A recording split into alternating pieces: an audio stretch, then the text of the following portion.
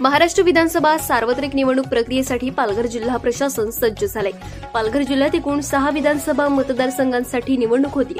पालघर, बोईसर, डहाणू, विक्रमगड, नालासोपारा आणि वसई असे एकूण 6 विधानसभा मतदारसंघात 22,92,000 इतके मतदार असून एकूण 2,278 मतदान केंद्र आहेत। मतदान प्रक्रिया सुरळीत पार पाडण्यासाठी 12,500 अधिकारी कर्मचारी, 4,000 पोलीस कर्मचारी, 2,000 होमगार्ड तसेच 8 SRPF तुकड्या तैनात करण्यात आल्या। उद्याच्या मतदानासाठी प्रशासकीय यंत्रणा सज्ज। प्रत्येक विधानसभा निहाय ईव्हीएम मशीनचे वाटप करण्यात आले।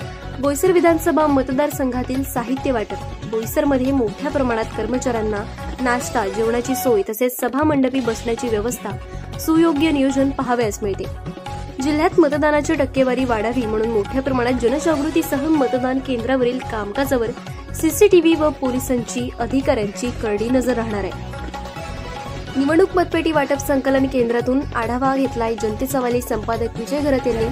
आपण बोईसर विधानसभा निवडणूक अधिकारी सुनील माळी यांची प्रतिक्रिया पाहूया। 131 बोईसर विधानसभा मतदारसंघामध्ये एकूण 404 मतदान केंद्र असून आज आपण सर्व पोलिंग पार्टींना ईव्हीएम व इतर साहित्याचं वितरण करत आहोत।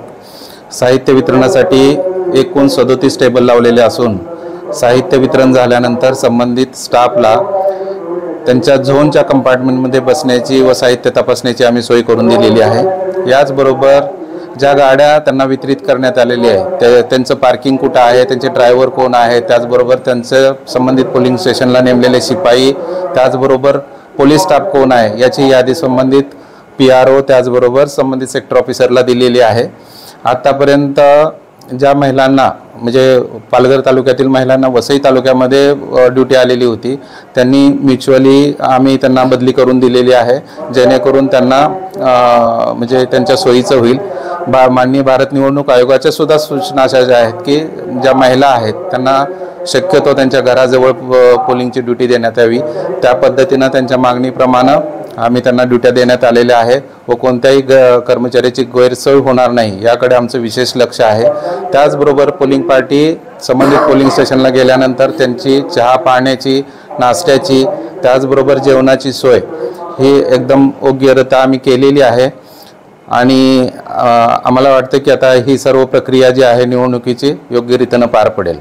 साधारणपणे किती कर्मचारी या निवडणूक प्रक्रियेमध्ये कामाला लागलेले आहेत व मतदारासाठी काय सोयी सुविधा केलेल्या आहेत? एकूण 404 पोलिंग स्टेशनसाठी आपण साधारणतः 1907 म्हणजे 1907 जे कर्मचारी आहेत ते आम्ही नेमलेले आहेत। त्यामध्ये जे कर्मचारी आहेत साधारणतः 4 ते 5 प्रकारचे कर्मचारी आहेत। त्यामध्ये मतदान केंद्राध्यक्ष आहे, त्याचबरोबर पोलिंग ऑफिसर क्रमांक 1, 2 आणि जिथं आवश्यक आहे तिथं 3 अशा पद्धतीनं पोलिंग ऑफिसरची आपण नेमणूक केलेली आहे।